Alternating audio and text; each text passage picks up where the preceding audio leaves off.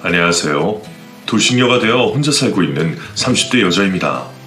짧지만 강렬했던 저희 결혼 생활에 대해 여러분들께 털어놓을까 해요. 친구들끼리 만나 서로 시댁욕을 해도 저는 한 번도 힘든 기색을 내비친 적이 없어요. 워낙 성격 자체가 나서서 누구를 욕하는 편이 아니거든요. 그리고 살아오면서 사람을 싫어해 본 적이 별로 없었어요.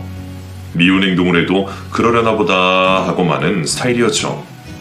그랬던 제가 죽도록 사람을 미워했던 적이 있었습니다. 바로 결혼을 하고 시집살이를 겪으면서 그 감정을 느끼게 되었네요. 전 남편이라고 칭하기도 끔찍한 그 인간과 결혼 생활을 무려 6년이나 해냈어요. 그리고 그 6년 동안 시부모님은 저희 자존감을 야금야금 갉아먹었습니다. 애초에 자산 상황을 공유할 때 이 결혼은 아닌 것 같다고 포기를 했어야 했는데 순진했던 저는 남편의 가능성을 믿고 덜컥 결혼을 해버리고 말았네요. 제가 어렸을 때부터 부동산에 관심이 많았던 저희 부모님은 일찌감치 딸에게 줄 집이라며 집을 하나 마련해 놓으셨어요. 예전에는 주변이 전부 논밭이었다고 했는데 시간이 흐르면서 그곳에 개발이 이뤄지고 부촌이 형성되면서 나름 비싼 지역이라고 소문이 나게 되어버렸죠. 이제는 제가 돈을 모아서 살 수 없을 정도로 값이 올라버려서 주변에서는 제게 부모를 잘 만난 게 로또보다 더 행운이라며 부러워하더라고요. 너무 감사하고 죄송한 마음에 제가 받은 월급으로 부모님께 용돈을 드리곤 했는데 그것마저 거절하셨어요. 이미 노후 준비가 다 되어 있으니 걱정 말고 돈이나 모으라고 그 돈을 그대로 돌려주셨습니다. 어쨌든 친정 부모님 덕분에 좋은 곳에 신혼집을 마련할 수 있었고 그곳에서 결혼 생활을 시작하게 되었어요. 남편은 그때까지만 해도 본색을 드러내지 않았기 때문에 그저 성실하고 좋은 사람이라고만 생각했어요. 시부모님은 언뜻 보면 좋은 사람들처럼 보였지만 은근히 저에게 시집살이를 시키려는 경향이 있었다고 해야 할까요? 조금 애매하긴 한데 약간 이런 식이었어요. 회사에서 한창 일을 하고 있는데 시어머니께서 전화를 하시는 거예요. 네, 어머님, 어쩐 일이세요? 큰일 났어. 이 양반이 뭐 잘못 먹었는지 얼굴이 파랗게 질려서 곧 쓰러질 것 같다. 모시고 병원 가보셨어요? 내가 다리가 아파서 걷지를 못해. 제가 지금 가도 1시간은 걸릴 텐데 혹시 남편한테 전화 걸어서 모시고 병원 가라고 할까요? 가뜩이나 바쁜 아들한테 뭐하러 전화를 해? 그럼 구급차 불러드릴까요? 뭐하러? 늙은이가 아프다고 하면 뭐 유난이라고 생각하겠지. 그래도 병원 가보셔야죠. 그럼 일단 제가 갈게요. 그렇게 저는 반차를 내고 시댁으로 달려갔어요. 집에 도착하자마자 너무 태연하게 신문을 보는 시아버지를 보며 당황하고 말았네요. 아버님, 괜찮으세요? 어? 뭐가? 뭘 잘못하셨는지 쓰러질 것 같다고 하셔서 온 건데. 그때 시어머니께서 부엌에서 과일을 깎아오며 저에게 말씀하시더라고요. 아, 그거 내가 소화제 줬더니 금방 낫더라. 그냥 소화불량이었나 봐. 그나저나 회사 있다가 여기까지 온 거야? 일이 별로 안 바쁜가 봐. 마침 잘 됐네. 오늘 김장하려고 했는데 온 김에 같이 하고 김치 좀 담아가. 우리 아들이 엄마가 만든 김치 아니면 못 먹거든. 앞치마 좀 주랴. 그 이후로도 비슷한 일이 몇 번이나 있었어요. 시부모님은 무슨 일이 생길 때마다 아들에게 전화하지 않고 꼭 저에게 전화를 거시더라고요. 아무리 그래도 나름 일도 하고 사회생활하는 며느리인데 시도 때도 없이 전화를 거시니까 부담스럽더라고요. 그래서 저도 언젠가부터는 무음으로 해놓고 전화를 받지 않게 됐어요. 그랬더니 시어머니께서 저에게 서운함을 내비치더라고요. 우리 며느리 많이 바쁜가? 조금 정신이 없어서요. 제가 연락도 많이 못 드리고 서운하셨죠. 나는 우리 며느리가 어디 다른 집에 시집이라도 간 줄 알았어. 하도 연락이 없길래. 죄송해요. 결혼하기 전에는 그렇게 연락도 자주 하고 과외도 바리바리 인사드리고 집에 찾아오더니 결혼하고 나니까 저 딴 사람이 돼버렸어. 아무튼 이제는 안 되겠어. 며느리 보고 싶으면 우리가 찾아가는 수밖에.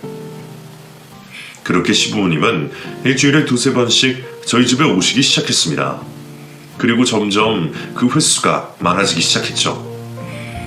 시부모님의 직업은 딱히 없었고 그냥 이것저것 재테크를 하며 노후 자금을 벌고 계시다고 들었어요. 젊은 시절에는 사업을 하셨다고 그러시더라고요. 그래서 시간이 아주 많으셨어요.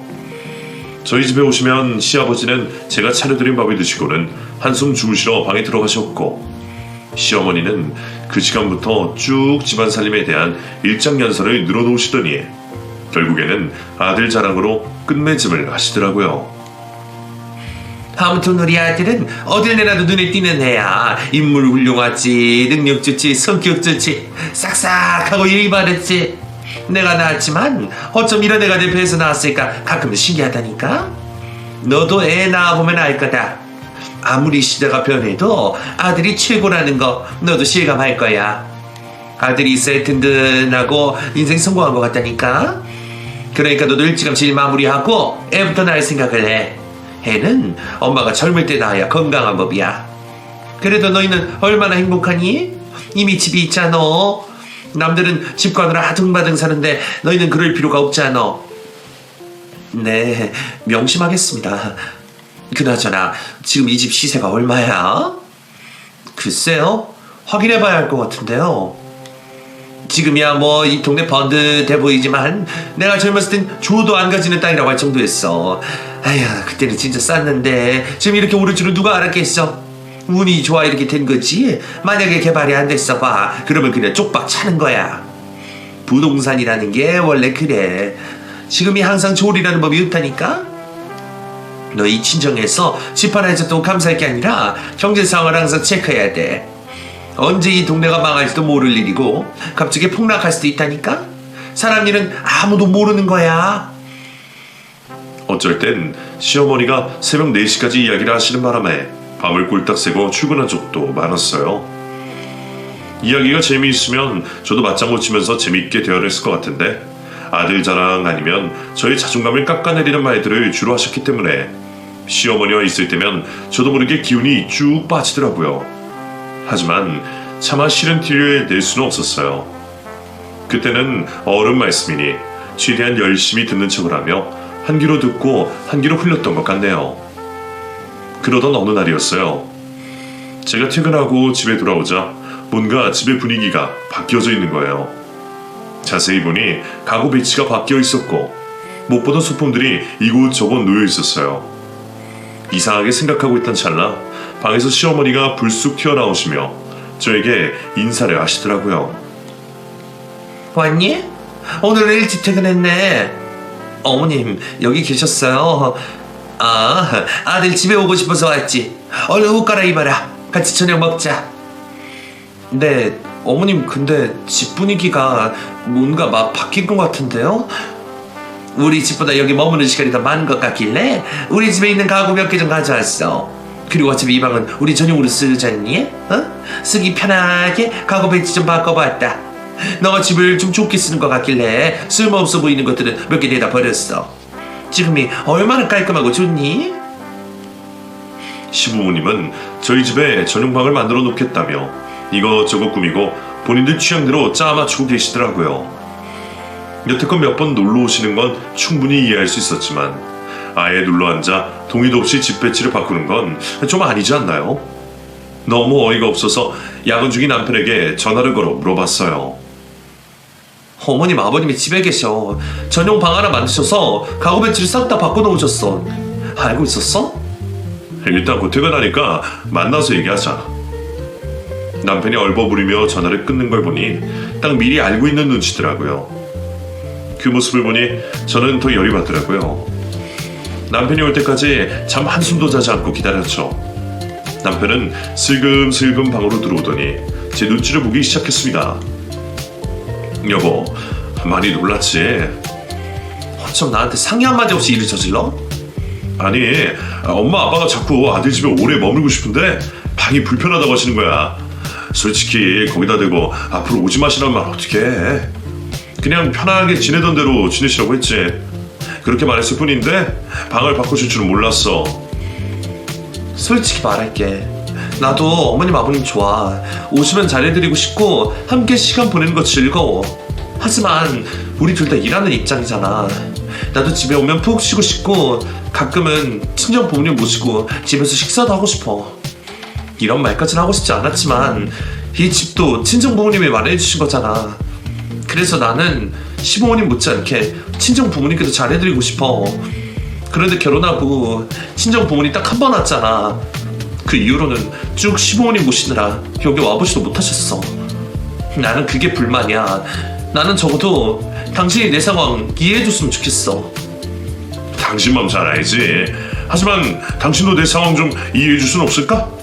아들 하나만 바라보고 사신 분들인데 갑자기 칼같이 끊어내는 게 쉽지 않았어 그래. 지금 신혼 초라서 아들 보낸 마음이 헛헛해서 자꾸 보러 오시는 거야. 이제 1년만 지나면 더 이상 안 오실걸? 그때까지만 여보가 좀 참아줄 순 없을까? 내가 진짜 잘할게. 여태껏 부모님께 효도 한 번 못했는데 여보랑 결혼한 이후로 제대로 효도하는 기분이라 너무 행복했단 말이야. 여보한테 내가 얼마나 감사함을 느끼고 있는지 몰라? 부모님이 여보를 얼마나 좋아하고 예뻐하는데. 표현이 서툴러서 그렇지 내 앞에서는 며느리 칭찬을 진짜 많이 하셔. 나도 장인 장모님께 잘하도록 노력할게. 이번 바쁜 일만 끝나면 좀 여유로워지니까 그때 두 분 모시고 여행이라도 다녀오자. 결혼을 하면 무료자도 효자가 된다더니 연애할 땐 그렇게 집에 들어가고 싶어 하지 않던 인간이 결혼을 하니까 부모님을 집에 모시고 싶어 안달이더라고요. 그리고 여태껏 불효했던 걸 조금이라도 만회하고 싶대요. 그래놓고 본인은 하는 게 아무것도 없었어요. 시부모님을 케어하는 것도, 모시고 병원에 가는 것도, 새벽까지 이야기를 들어주는 것도 전부 제 몫이었습니다. 다 같이 여행을 가잖아요? 그럼 남편은 벌러덩 누워서 자기 바쁘더라고요. 이런 게 바로 남들이 말하는 대리 효도라는 거구나 싶었어요. 뭐 이 정도까지는 그럭저럭 참을만 했어요. 어차피 결혼하면 다들 불만이 생기게 되고 다들 비슷비슷하게 살게 되니까요. 신혼 초 몇 년만 지나면 어느새 익숙해질 거라 믿었습니다. 하지만 시간이 지날수록 도저히 익숙해지지 않더라고요. 오히려 더 쌓이기만 쌓이고 화병이 왜 생기는지 알겠더라고요. 그날도 어김없이 시부모님이 저희 집에 오셔서 누워서 TV를 보고 계셨어요. 그런데 갑자기 친정부모님께 연락이 왔어요. 받아보니 급히 장례식을 갈 일이 있어서 밤중에 저희 지역으로 왔는데 하루만 지어줄 수 없겠냐고 하시더라고요. 저는 당연히 딸이니까 당장 오시라고 하고 싶었죠. 그런데 거실에 떡하니 누워서 TV를 보시는 시부모님이 마음에 걸리는 거예요. 저희 친정부모님은 멀리서 오셨고 시부모님은 비교적 가까운 거리에 살고 계셨거든요. 아무래도 멀리서 온 분들이 우선이란 생각에 일단 전화를 끊고 시부모님께 양해를 구했습니다. 저기 어머님, 아버님, 저희 친정 부모님이 장례식 갈 일이 있어서 이 근처로 오셨다고 하는데 여기서 하룻밤만 재워드릴 순 없을까요? 딱히 갈 곳이 없으셨어요. 내일 발인까지 함께 하신다고 하는데 잠깐 눈 붙일 곳이 필요하다고 하시네요. 그랬더니 시어머니께서 저를 가만히 보시며 이렇게 말씀하시더라고요. 그래서 우리더러 나가달라고? 아니요, 그게 아니라요. 안 나가셔도 돼요. 그럼 같이 계셔도 괜찮으시겠어요? 사돈이랑 같이 있기 좀 불편한데 아휴, 너도 보다시피 내가 잠은 차림이잖니. 그렇긴 한데 저희 부모님이 갈 곳이 없으셔서요. 내가 감기에 걸려서 움직일 힘도 없다. 아픈 사람이 귀엽고 자리를 비켜줘야겠어? 아프세요? 그래, 약을 먹어야 하는데 밥도 제대로 못 먹었어. 사돈이 오면 옷도 갈아입어야 하고 방도 빼줘야 하는데 이걸 어쩌나? 이 추운 날 택시도 잘 안 잡힐 텐데. 결국 저는 밖으로 나가서 친정 부모님과 밥을 먹고 솔직한 사정을 이야기할 수밖에 없었습니다. 처음에는 집안에 사정이 있다는 식으로 횡설수설하니까 눈치가 빠른 친정엄마가 저에게 먼저 묻더라고요. 혹시 집에 시부모님 오셨니? 아직 집에 계셔. 그럼 얼른 다시 돌아가 봐야 하는 거 아니야? 시부모님 저녁은 챙겨드렸고. 지금 그게 중요해? 그럼 진작 말을 하지. 연락 안 하고 우리끼리 다른 데 가서 잤을 텐데. 그래도 딸 집에서 자야지. 됐어. 사돈이 편히 계시도록 우리는 비켜줘야지. 어차피 갈 곳도 많은데 뭘. 어디 가게? 여기 널린 게 찜질방인데 거기 가면 되지. 결국 저희 부모님은 그날 찜질방에서 쪽잠을 주무시게 되었어요. 그때 정말 속상하더라고요. 제가 만약 시부모님이었다면 사돈이 왔다고 하면 바로 자리를 비켜줄 것 같거든요. 그런데 갑자기 아프다고 하시더니 꼼짝을 안 하시더라고요. 그때부터 점점 미움의 씨앗을 키우기 시작했던 것 같아요. 그 후로도 몇 번 친정부모님이 저희 집에 올 기회가 있었지만 어김없이 자리를 지키고 있는 시부모님 때문에 딸 집에 발을 들이지도 못하고 돌아갈 수밖에 없었습니다. 횟수가 잦아지니까 화가 나더라고요. 그리고 어느 날 퇴근하고 돌아오니 시가 친척분들이 죄다 저희 집에 와 있더라고요. 시어머니는 저를 보시더니 바로 앞치마를 던져주셨습니다. 얼른 옷 갈아입고 앞치마 해라. 친척들 주무시고 갈 거니까 이불 좀 넉넉히 준비해주고. 네? 갑자기요? 주무실 것도 마땅치 않으실 텐데. 그럼 이 밤에 술도 마셨는데 집에 도로 가라고 하니? 그건 아니지만 미리 말씀해 주셨으면 제가 준비를 했을 텐데요. 시간 없어. 빨리 옷 갈아입고 국이나 좀 끓여라. 그리고 너 잘하는 그거 그 김치전 있지? 그거 몇 장만 구워. 술 안주 필요했을 텐다. 너무 갑작스러워서 화를 낼 틈도 없었어요. 보통 친척분들을 초대하려면 본인 집에 초대를 하지 않나요? 아무도 없는 아들 집에 왜 초대를 하시나 싶어 어리둥절하며 옷을 갈아입고 있는데 문 밖으로 시어머니의 친척분들의 목소리가 들려오더라고요. 많이들 드세요. 우리 아들 집은 처음이죠? 이야, 집이 아주 좋네. 이런데 집사람은 비싸지 않나? 우리 아들이 능력이 좋잖아요. 이 집은 정말 아들을 잘 뒀어. 요즘같이 어려운 시대에 스스로 돈 벌어서 집 살 수 있는 자식이 얼마나 되겠어. 아무튼 지 능력으로 이렇게 좋은 집을 샀다니 이 집 며느리가 복 받았네. 마음 편히 쉬고 가세요. 이참에 며칠 머물렀다 가셔도 좋고요. 아이 근데 아들 집 이렇게 오래 있으면 눈치 안 줘? 요즘에는 자식 눈치 보여서 반찬도 못 갖다 준다던데. 여기서 같이 살자고 하도 졸라댔어. 어쩔 수 없이 와서 같이 지내고 있어요. 여태껏 신경 못 써준 거 너무 미안하다고. 같이 지내면서 효도하겠다고 하더라고요. 저는 영 불편해서 같이 지내기 싫은데 아들이 워낙 원해서. 아들이 정말 효자네. 효자야. 그 말을 듣는데 당장 앞치마를 벗어 던지고 밖으로 나가고 싶더라고요. 안 그래도 시부모님의 주변 분들을 보면 저에게 남편 덕에 좋은 집 살아서 좋겠다고 말하는 걸 듣곤 했는데 다 이유가 있었어요. 여태껏 시부모님은 제 집을 아들이 마련한 아들 집이라고 떠벌리고 다니신 거예요. 처음에는 그러려니 넘겼어요. 체면과 자존심 빼면 시체인 시부모님이었기 때문에 아들 기 좀 살려주려고 그렇게 말하고 다니나 보다 하고 말았어요. 하지만 동의도 없이 친척들을 전부 데리고 와서 잔치를 여는 거는 좀 다르잖아요. 시부모님의 언행과 행동이 저를 점점 화나게 하더라고요.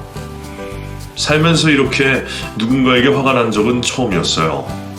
그래도 남편은 야근을 한다는 핑계로 늦게 집에 들어왔고 저에게 미안하다, 고맙다 말 한마디 없더라고요. 괜찮은 척 묵묵하게 받아들이니까 진짜 괜찮은 줄 알아나 봅니다. 속에서는 천불이 나고 점점 썩고 있다는 걸 눈치채지 못하더라고요. 그 뒤로는 저도 시부모님을 웃으면서 대하지 못했어요. 냉기를 느끼셨는지 시부모님도 잠시 저를 대하는 게 조심스러운 듯 보이긴 하더라고요. 하지만 본질적인 문제를 해결하지 못하면 이 결혼 생활은 희망이 없겠다는 생각이 들었어요. 이 지긋지긋한 생활에서 벗어나려면 이혼밖에는 답이 없겠다 싶었습니다. 남편은 이미 제 편이 아니었고 시부모님은 제 길을 죽이려고 안간힘을 쓰고 있더라고요. 어쩔 땐 나보다 못한 존재인데 왜 이렇게 내가 굽신대며 살아야 하나 싶어 허무할 때가 많았어요. 그렇게 혼자 결심을 하고 있던 찰나 저의 결정에 가속도를 붙여준 사건 하나가 터지고 말았어요. 어느 날 웬일로 남편이 일찍 퇴근해서 저를 기다리고 있더라고요. 그리고 치킨 한 마리를 시켜놓은 거예요. 대체 왜 이러나 싶었지만 내심 마음이 조금 풀리더라고요. 아내 고생했다고 이렇게 눈치를 보는구나 싶어 마음이 녹으려고 하던 그때 남편이 저에게 이런 말을 꺼내기 시작했어요. 우리 이사 갈까? 갑자기 이사? 사실 여기 우리 회사랑 좀 멀긴 하잖아. 여보도 출퇴근하기 많이 힘들고. 그럼 지금 사는 집은 어쩌고? 우리 부모님께 잠시 빌려준 건 어때? 뭐? 사실 사정이 좀 생겼어. 부모님이 굴리던 돈이 있었는데 그게 좀 잘못돼가지고 파산을 하셨나봐. 집 팔고 땅 팔고 차까지 팔아가면서 대충 수습하긴 했는데 오갈 데가 없으셔. 이 추운 날 길거리에 나앉게 생겼다고. 나이도 많으시고 몸도 불편하신데 원룸 생활 하게 할 수는 없잖아. 우리만 좋은 집에 살면 너무 눈치가 보이니까. 언제나 합가하자고 하더니 이제는 나더러 집에 나가달라고. 내가 지금 잘못 들은 거 아니지? 솔직히 당신도 아까 불편하잖아. 그리고 요즘 우리 부모님 만나면 말도 잘 안 하고 틱틱거린다며. 오죽하면 엄마가 나한테 와서 며느리한테 무슨 안 좋은 일 있냐고 묻더라. 꼭 그렇게 눈치를 줘서 어르신 불편하게 만들어야겠어? 내가 중간에서 얼마나 눈치가 보였는지 알아? 이럴 바에는 그냥 우리끼리 다른 곳 가서 월세 살고 잠시 부모님께 집을 빌려주자는 거지. 나도 나름 당신 배려할 수 있는 방법으로 고심해서 내린 결정이야. 나를 배려할 결정이라고? 진짜 어이가 없네. 혹시 몰라서 하는 얘긴데 여기 내 집인 건 알지? 우리 부모님이 마련해 주신 집이라는 거 까먹은 거 아니지? 결혼한 부부끼리 네 꺼내고 하는 게 무슨 의미야? 서로 어려울 때 도와주는 게 부부지. 솔직히 장인 장모님은 경제적으로 넉넉하시잖아. 그리고 내가 집을 주자고 했어? 잠시 빌려주자는 거잖아. 솔직히 좀 서운하네. 왜 선을 그어? 선을 그은 게 아니라 사실을 말하는 거야. 집까지 비워주면 우리 부모님 어떻게 생각하겠어? 그래서 불만했어? 시부모도 네 부모야. 부모인 사람이 나한테 그렇게 돼. 나를 딸처럼 생각했다면 그렇게 못했을 거야. 집까지 내어주겠다고 했을 때 거절했어야 하는 게 부모라고. 무슨 소리야. 우리 부모님이 당신을 얼마나 딸처럼 예뻐했는데. 표현은 거칠지만 마음만큼은 따뜻한 분들이라는 거 잘 알면서 왜 그래? 그리고 나는 사이의 역할을 열심히 했잖아. 서로 부모에게 잘하기로 약속했으면서. 처가 가자마자 침대에 누워서 잠만 자는 게 사위 노릇이야. 오늘따라 왜 이렇게 까칠하게 우실까? 그냥 좋은 게 좋은 거라고 대충 긍정적으로 생각하면 넘기면 안 돼? 내가 명의를 바꿔주자고 한 것도 아니고 잠시 배려하자고 하는 거잖아. 내 말 못 알아들어? 보아하니 이미 결정을 하고 나한테 통보를 하는 거네, 그치? 짐 싸들고 오고 계시는 중인가 보네. 그럼 어떡해. 아들만 믿고 살고 있는 분들인데 길거리에 나앉는 분들을 그냥 내버려둬? 게다가 우리는 아직 아이도 없잖아. 우리 둘이서 살면 투루이면 충분해. 아니면 이 집에서 다 같이 함께 할래? 나는 그것도 좋아. 그래, 너는 그냥 쭉 그렇게 살아. 나는 이제 나대로 살 테니까. 무슨 말이야 그게. 잠시 후 진짜로 시부모님이 현관문을 열고 들어오셨어요. 역시 아들밖에 없다고, 아들 덕분에 살았다고 안도하시는 시부모님을 보니 정말로 숨이 턱 막히더라고요. 특단의 조치를 내릴 수밖에 없었습니다. 저는 시부모님께 다가가 말했어요. 나가주세요, 당장. 시부모님은 저의 그 말을 듣더니 잠시 얼어붙으셨어요. 시어머니는 그런 제가 괘씸하셨는지 금방 얼굴이 빨갛게 달아올라서 화를 내시더라고요. 지금 우리한테 나가라고 했니? 내가 아들 집에 온 건데 왜 네가 나가라 말아야? 아들 집이요? 여기 제 집인데요. 네 집이 아들 집이랑 마찬가지지. 가족 아니니? 이제는 그 지긋지긋한 가족의 끈을 좀 끊어내고 싶었어요. 잘난 아드님 이제 평생 끼고 사세요. 어차피 아들만 바라보고 사시잖아요. 며느리는 어차피 필요 없으시잖아요. 이혼을 하겠다는 말이야? 네. 그러니까 나가주세요. 너는 어쩜 이렇게 애가 경솔해? 한번 내뱉은 말은 절대로 주워 담을 수 없다는 거 몰라? 아니까 여태껏 참은 거예요. 제 집에 있는 어머니 아버님 짐 싹 다 갖다 밖에 버릴 거니까 그런 줄 아세요. 어머머, 얘 좀 봐. 지금 시부모 내쫓는 거야? 네, 내쫓는 거니까 나가주세요. 제가 직접 내쫓아 드릴까요? 당장 나가주시라고요. 그리고 앞으로 절대 찾아오지 마세요. 우리더러 밖에서 자라고. 밖에서 자든지 동굴에서 자든지 제 알 바 아니고요. 잘난 아드님까지 데리고 나가주시면 더 감사하겠습니다. 어쩜 그래? 어떻게 우리한테 이럴 수가 있어? 파산했다고 하니까 이제 어른으로 안 보인다 이거야? 지금 돈 없다고 사람 무시해? 제가 언제 무시했어요? 그리고 뭐가 걱정이세요? 아들이 다 먹여 살려줄 텐데. 그리고 왜 저한테 화를 내세요? 저는 그저 제 집에서 혼자 살겠다는 건데 뭐가 잘못됐나요? 우린 못 나가. 그러면 어쩔 수 없네요. 결국 저는 시부모님을 밀어내 현관문 밖으로 내쫓았어요. 제가 괘씸했는지 나가는 순간까지 욕을 한 바가지 내뱉으시더라고요. 남편은 차마 저를 말리지 못하고 꿀먹은 벙어리 마냥 가만히 서 있었어요. 제가 이렇게까지 강하게 나올 줄 몰랐나 봅니다. 지렁이도 밟으면 꿈틀한다고. 저도 한계에 다다르니 폭발을 할 수밖에 없더라고요. 저는 가만히 서 있는 남편에게 이렇게 말했어요. 왜 가만히 보기만 해? 네 부모 내가 내쫓으니 눈물 나서 말이 안 나올 지경이야? 시부모도 내 부모라고. 시부모가 날 낳아줬냐? 나한테 해준 게 뭔데? 그리고 너는 나한테 해준 게 뭔데? 중간에서 잘 대처하기만 했더라도 이런 일 일어나지 않았을 거야. 이제 와서 왜 이러냐고. 나야말로 묻고 싶어. 대체 나한테 왜 그랬던 건데? 행복하자고 한 결혼인데 왜 나만 불행해하는 거냐고. 서러운 마음에 울면서 그동안 쌓아왔던 것들을 내뱉었네요. 남편도 놀랐는지 묵묵히 듣기만 하더라고요. 당연히 시부모님을 쫓아나갈 줄 알았는데 집에 있더라고요. 다음날 아침밥을 먹으며 남편에게 통보했습니다. 우리 이혼하자. 여보, 내가 미안해. 미안하다는 말로 해결될 일 아니야. 당신은 절대로 이 상황을 바꿀 수 없고 나는 이 상황에 적응할 생각 없어. 그냥 여기서 끝내는 게 서로에게는 더 나은 선택이야. 집 빌려주자고 한 것 때문에 그래? 그것 때문이라면 내가 생각이 짧았어. 나는 단지 중간에서 의견을 잘 절충해보고 싶었고 나름 양쪽 다 행복하게 해주고 싶은 마음에 그런 생각을 한 거였어. 그리고 아들이 된 입장에서 부모님이 고생하는 모습을 보니까 자꾸 신경이 쓰여서 그랬어. 당신이 화내는 모습을 보니까 정신이 번쩍 들더라. 여태껏 혼자 결정하고 통보한 것 같네. 내가 미리 여보한테 상의를 먼저 했어야 했는데 그러지 못해서 너무 미안해. 그 말은 없던 일로 해줘. 없었던 일로 하자고 하면 그게 다 없었던 일로 된다고 생각해? 나는 이미 상처를 받았고 더 이상 돌이킬 수가 없는데. 일단 우리 서로 양보할 건 양보하고 지내보자는 거지.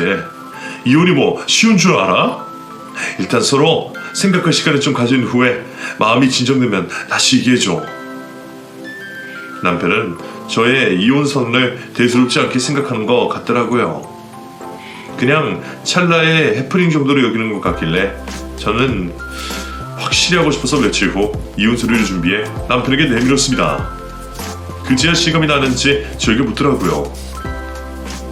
진짜로 이혼이라도 하자는 거야? 당신이랑 살면서 단 한 번도 행복한 적이 없었어. 이만하면 이혼서에 충분하지 않아? 행복한 적이 없다고? 그럼 우리 결혼 생활은 대체 뭐였는데? 뭐였긴 헛수고한 거지. 어차피 당신은 나보다 부모님이 더 중요한 사람이잖아. 그러니까 내가 쿨하게 놓아주겠다고. 부모님 모시고 평생 살아. 그리고 경고하는데 앞으로 절대로 결혼 같은 거 하지 마. 나 같은 희생자가 또 생기면 안 되잖아. 당신도 알잖아. 나 눈치 없는 거 여태껏 몰랐어. 당신이 이혼을 생각하고 있었다는 것조차도 몰랐다고. 갑자기 이러면 내가 어떻게 대처해야 하는 건데. 나한테는 너무 갑작스럽고 혼란스러워. 내 마음은 이미 당신한테 숱하게 전달했어. 그만 좀 하라며. 잔소리 질린다고. 더 이상 말도 꺼내지 말라고 한 게 누군데 갑작스럽다고. 그럼 내가 평생 당신 곁에서 식모처럼 있어줄 거라 생각했어? 그렇다면 잘못 봤어. 이혼하면 많이 복잡할 거야. 법적인 부부가 인연을 끊는 게 얼마나 어려운 일인데. 재산분할도 해야 할 거고. 재산분할 할 게 있어? 우리 서로 돈 관리 따로 했잖아. 그리고 집은 내가 해왔으니 당신이 이 집에서 나가면 끝 아닌가? 솔직히 내가 바람을 피운 것도 아니고 도박으로 재산을 탕진한 것도 아니고 술 마시고 당신을 속상하게 한 것도 아니잖아. 이 정도 문제는 우리끼리 슬기롭게 해결할 수 있다고 난 생각하는데. 따지고 보면 별일이 아닐 수도 있잖아. 이 정도 문제? 무관심도 이혼사인 거 몰라? 며느리로서의 의무, 아내로서의 의무는 전부 나한테 맡겨두고 당신은 나한테 뭘 해줬는데 가장으로서의 의무를 단 한 번이라도 이행한 적 있어? 아무튼 나는 더 이상 말 섞고 싶지도 않고 같이 있기만 해도 머리가 아프니까 이혼하자. 우리 서로 이혼해야 행복하게 살 수 있을 것 같아서 그래. 여보, 딱 한 번만 나 믿어주면 안 될까?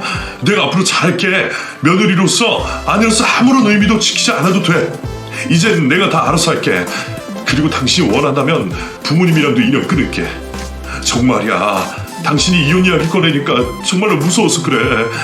나한테 제일 중요한 사람은 여보인데 내가 여태껏 너무 욕심만 부렸어. 한 가정의 가장으로서 책임을 다해 내 가족을 행복하게 해줬어야 했는데 내가 그 당연한 약속을 지키지 못했더라고.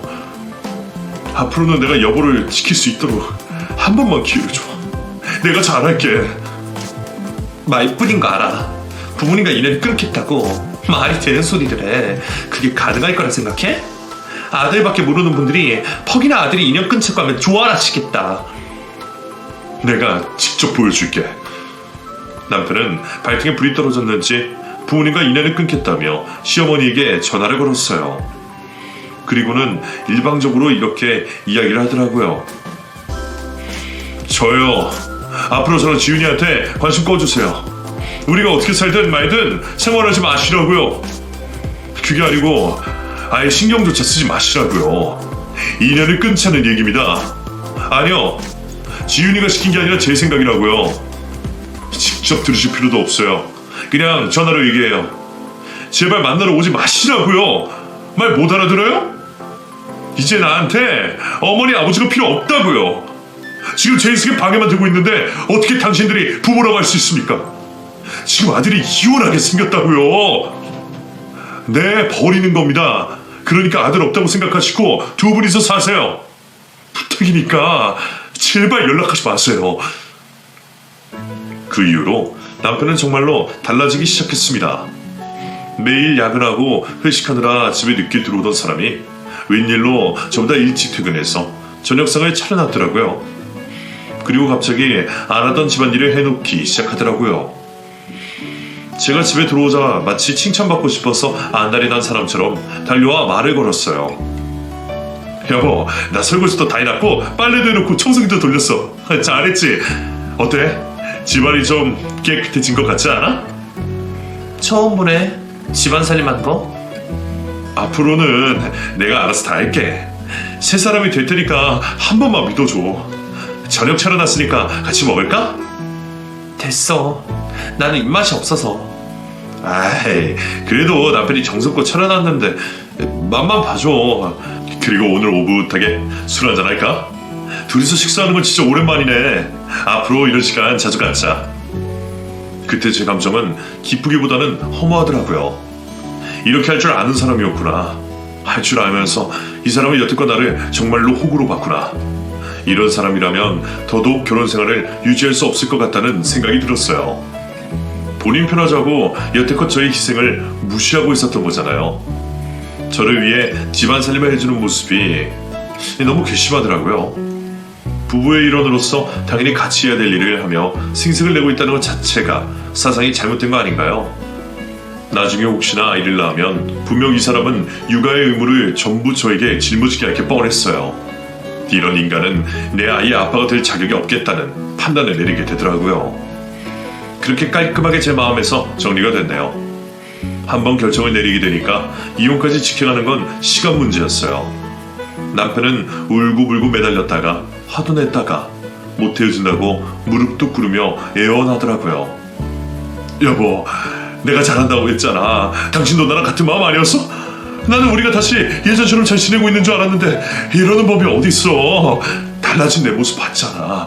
내가 부모까지 버리고 당신을 선택했는데 나한테 이혼을 하자는 게 말이 돼?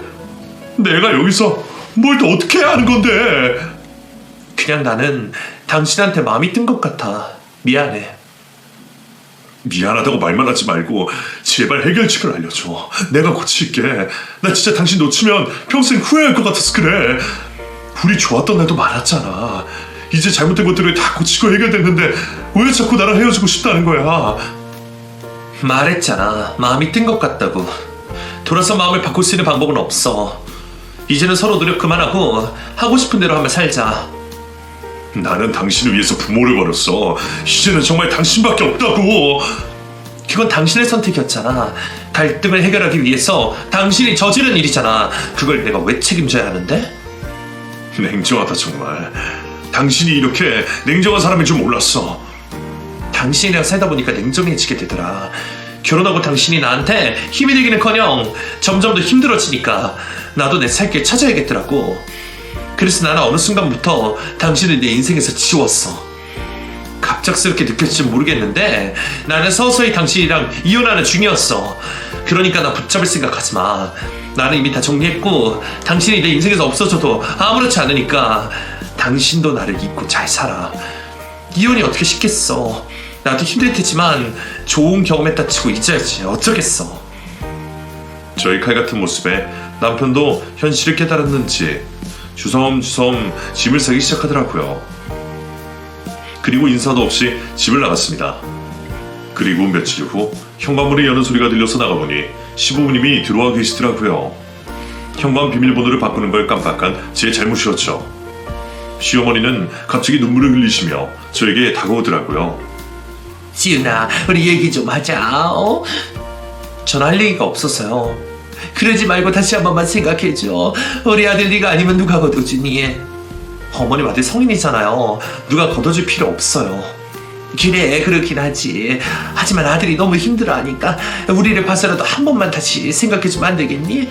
서운한 거 있으면 이 자리에서 풀고 다시 잘 지내볼 순 없을까? 저 어머님한테 서운한 거 없어요. 이제는 가족도 아닌데 서운함 느낄 새도 없는데요. 그러지 말고 우리 아들 좀 다시 받아줘. 내가 이렇게 눈물로 호소를 하는데도 냉정하게 굴고 싶니? 너 이런 애 아니었잖아. 고분고분 말도 잘 듣던 애가 왜 이렇게 갑자기 변한 거야? 고분고분 말 잘 들으니까 누가 호구처럼 묻더라고요. 그래서 저는 이제 할 말 다 하고 살기로 했어요. 그리고 살다 보니 남편은 필요 없더라고요. 우리 때문에 이혼 결정한 거라며. 그럼 터놓고 얘기 좀 해보자. 대체 우리가 너한테 뭘 잘못했니? 잘못한 거 없어요. 그저 달랐을 뿐이죠. 그러니까 뭐가 그렇게 달랐냐고. 나는 도무지 이해가 가질 않아서 그래. 혹시 우리가 집에 자주 가서 그래? 너는 괜찮다며. 우리가 찾아오면 즐겁고 좋다며. 솔직히 말씀드릴까요? 적어도 어머님 아버님이 저를 인간으로 대접해 주실 줄 알았어요. 아무리 남의 자식이고 며느리지만 요즘 시대에 밥상도 따로 먹고 남자가 뜨거운 밥 먹고 여자가 차가운 밥 먹는 집안이 어디 있나요? 그리고 왜 회사에 있는데 저한테만 전화를 거세요? 아들 안부는 아들한테 직접 전화해서 물어보세요. 그리고 저도 월급 받고 일하는 직장인이에요. 반차, 월차, 연차 마음대로 못 쓴다고요. 허구한 날 연차 내고 어디 가자, 연차 내고 어디 좀 와라, 이런 말씀 좀 하지 마세요. 어머님 때문에 승진 밀리면 책임지실 거예요? 그리고 저희 집에 매일 와서 아들만 챙기는데 그럴 거면 되게 데리고 가서 챙기세요. 그리고 왜 친척분들 데리고 저희 집에 오세요? 그것도 왜 제가 없는 집에 자꾸 오시냐고요. 그리고 왜 남들한테는 아들이 산 아들 집이라고 거짓말까지 하세요? 며느리가 마련한 집이라고 말하기 자존심 상하세요? 그리고 은근히 합가를 원하셨던 거 알아요. 방 하나를 전용으로 쓰시면서 어머님 취향으로 다 바꿔 넣으셨던데. 그럼 저희 부모님은 놀러 오셔서 어디서 주무시라고요? 심지어 집도 마련해 주신 분인데 왜 마음대로 행동하시냐고요. 저는 참을 만큼 참았다고 생각해요. 이 정도면 제 말 알아들으셨을 거라 생각해요. 미안했어. 나는 그냥 네가 편하게 느껴져서 그랬어. 딸 같은 마음에. 딸 같은 마음에. 어머님은 딸한테 차가운 밥 주고 과일 껍질 던져주면 남은 부분 아까우니까 먹으라고 하세요. 어머님한테 며느리는 그냥 막대해도 되는 만만한 사람이었던 거겠죠. 아무튼 저는 이 결혼 생활 끝낼 거예요. 더 이상 저를 설득하려고 하지 마세요. 그리고 가족도 아닌데 이렇게 현관문 열고 들어오는 건 좀 아니지 않나요? 나가주시고 앞으로 더 이상 찾아오지 마세요. 우리가 지금 사정이 많이 안 좋아. 그래서요. 저기 예적을 생각해서 좀 도와줄 순 없겠니? 이혼할 땐 하더라도 어쨌든 우리는 지금 이혼을 원하지 않고 있는 상태잖니. 그러니까 어머님 말은 이혼 거부하고 버티기라도 하시겠다는 거예요? 그리고 저더러 도움을 달라는 게 어떤 뜻이에요? 돈을 달라는 말인가요? 사람 마음은 언제고 바뀔 수 있는 거니까 기다리겠다는 거지. 저는 헤어진 남편의 부모에게 도움드릴 생각 없고요. 그럴 돈도 없어요. 이제야 알겠네요. 마음에 들지도 않는 며느리 계속 붙잡고 있었던 게 이럴 때 써먹으려고 그랬던 거예요? 그렇다면 더더욱 이혼 결정하기 잘했네요. 마음대로 하세요. 저는 제 갈 길 갈 테니까. 시부모까지 와서 이혼을 만류하는 상황이었지만 저는 단 한순간의 흔들림도 없었습니다. 오히려 더 질리더라고요. 사람에게 만남이 있으면 헤어질 때 미련을 갖기 마련인데 이 사람들과 헤어질 때는 조금도 미련이 남지 않았어요. 이런 관계도 있구나 싶어 신기하게 느껴졌어요. 결국 깔끔하게 결혼 생활을 정리했네요. 그리고 저는 돌싱이 되었습니다. 다른 건 다 후회가 없는데 부모님께 죄송한 게 마음이 걸리네요. 괜히 불효를 저지른 것 같은 생각 때문에 요즘 부모님을 보면 괜히 위축이 되곤 하네요. 그래도 저희 부모님은 저를 믿으며 잘 될 거라고 응원과 격려를 아끼지 않으십니다. 이제 더 나은 모습을 보여드려야죠. 친구들도 정말 많이 놀라더라고요.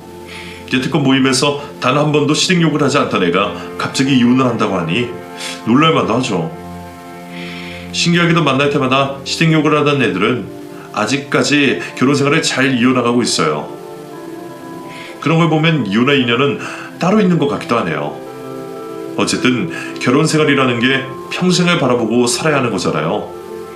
저는 그 사람과 함께 하면서 평생이라는 단어를 떠올리면 그렇게 가슴이 답답하고 막막하더라고요. 때로는 내가 너무 감정적으로 결정한 게 아닌가 싶기도 하지만 다른 한편으로 생각해보면 그 인간과 계속 결혼 생활을 했더라면 저는 호구처럼 살았을 게 뻔해요. 친한 언니가 저더러 그러더라고요.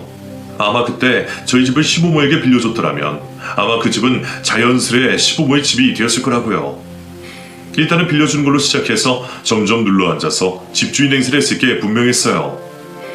호구 같은 며느리는 분명 비키라고 말도 못했을 테니 그런 계획을 세웠던 게 아닐까 조심스레 추측을 해봅니다. 결국엔 전 남편도 한 톤 속이었었던 거죠. 지 부모 편하자고 아내한테 고생을 시키는 인간이었으니까요.